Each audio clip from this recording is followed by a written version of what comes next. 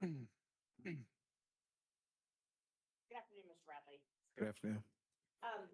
Before I begin, I wanted to ask you if you wanted to clarify any of your statements that you made yesterday.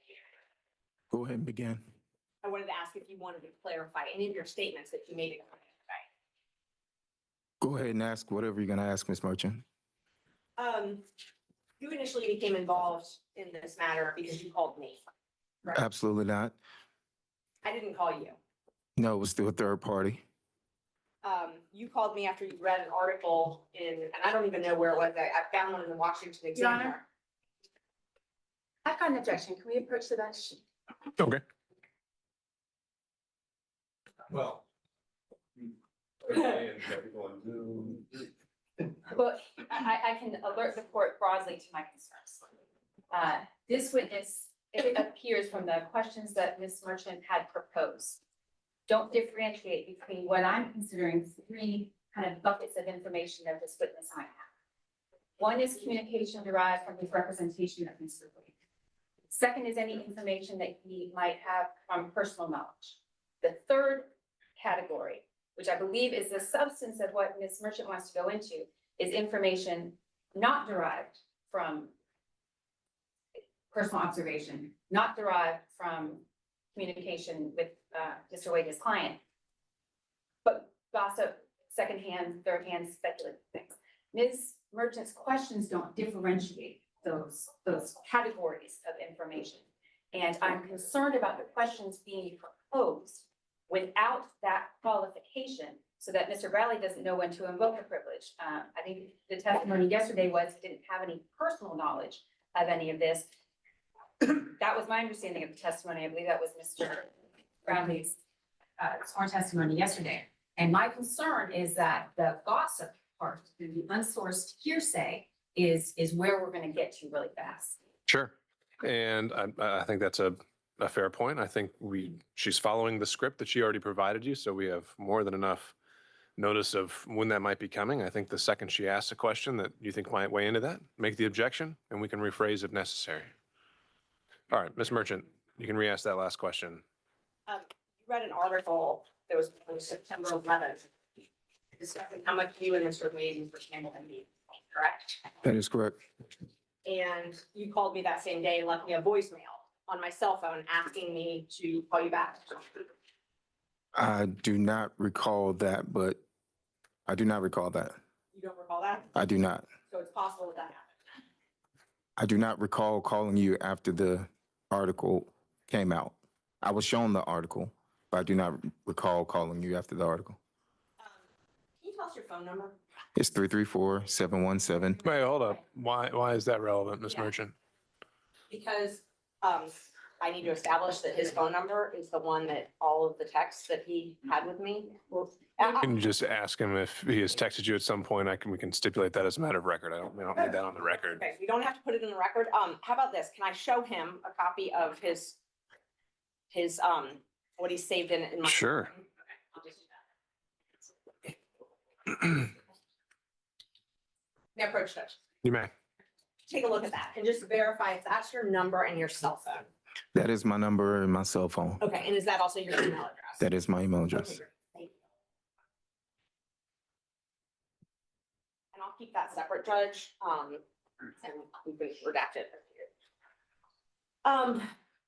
So after, whether or not you left a message on my voicemail, the next day, we were all in court in front of Judge Harris on September 12th, 2023. And how do you recall that? I do recall being in Judge Harris. Yes, I do. And your attorney, B.C. Chopra, was there, and I was there, and another attorney, Burt Cohen, were there, correct? Those people were there at the time. BC was not my attorney. I didn't realize I needed an attorney until I was subpoenaed. But B.C. Chopra was there. I'm going to object to the relevance of this. Ms. Cross, as I see this line of testimony,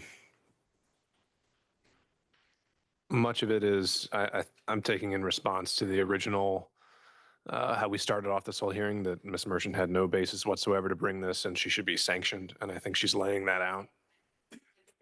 Okay. All right. Ms. Merchant. I recall it was in a conference room in the front. I don't know. I know you were handling a case in Judge Harris. I think I was speaking to Bert about a case, and BC was there to speak to Bert about a case. Yes, I think I do recall that happening, but I can't recall who else was there. It was a regular court date. That conference room, that's sort of in Cobb County, there's a conference room in front of it. Correct. And it's not a public room, it's sort of like a jury room. Correct. And it was the four of us in that room talking. I don't recall if anybody else was there. I will say that I do remember at some point it was myself, you, BC, and Bert there, but people were coming in and out of the courtroom, so I cannot sit here and accurately say that somebody else wasn't there at the time. Correct.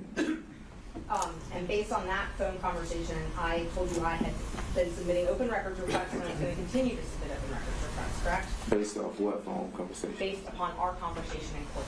Oh, okay. Correct. You said that you were doing some open records requests, correct? And then based on our conversation, I told you I was going to do some additional open records requests. Which open records request are you talking about? Just any. I'm just asking if we talked about that I was going to be doing some follow-up with Fulton County. That's what I Okay. Because I recall open records requests being made for other things, and so I don't know which one that you're referring to.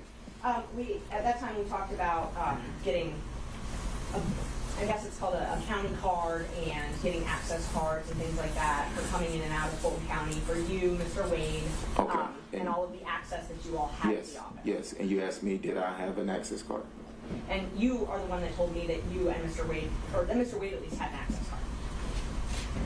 I told you that the three of us had an access card because we had a contract with the DA's office or the county. I told you what those contracts were and that we had an access card that will allow us to pick up the documents, go into a specific office, and leave out. Right. Okay. And so we talked about that badge access card and asking for that, and I was going to ask for that, right? Correct. And then a couple days later, I sent you a text, and when I say a couple days, so that was on September 12th when we had that conversation. Do you mind if I pull out my phone? Not at all. On September 14th, at 6:38 p.m.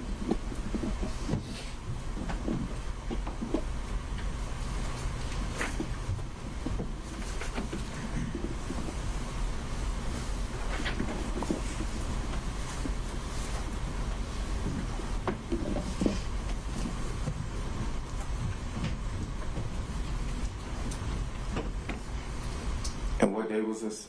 It was September 14th. September 14th, correct. And I sent you a screenshot of a Fulton County open records request I did. Yes, and I said, wow.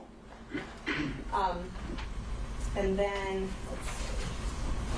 and then we continued to text. Wait. Okay, sorry. And then you sent another text about a badge, and I did not respond. You sent another text about an entrance card. I did not respond. You sent another text about some other badges and with a circle around it, and I did not I respond. object, Your Honor. Okay. I'm sorry, thank you. All right.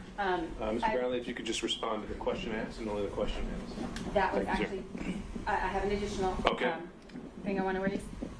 Ms. Merchant provided some text messages that she let us know that she was going to refer to. The text messages are inconsistent with Mr. Bradley's exchange as he apparently is reading it off of his phone. So if I could ask Ms. Merchant, is this it is true, accurate, and complete, and perhaps we can see what's on Mr. Bradley's phone. But more importantly, I am going to object. I understand the court's legal way about Ms. Merchant Sure. being able to establish contact based on previous statements made. But I'm concerned about going into the content of the statements without putting things in the buckets that I've identified. Sure. And so am I, Ms. Merchant. I'm not seeing so much the relevance of it back and forth. I'm allowing you to establish, the contact that was made and line with the outline you provided me, and I think we're on track with that. Were you planning to tender these text messages? I was planning on discussing them with him. Now, if yesterday he said we didn't text about this case, so if that was his testimony again today, then yes, I will at least I would show them to him to refresh his recollection or to impeach him. But Judge, their first part of their argument is foundation, is what I'm assuming. They're saying all of these.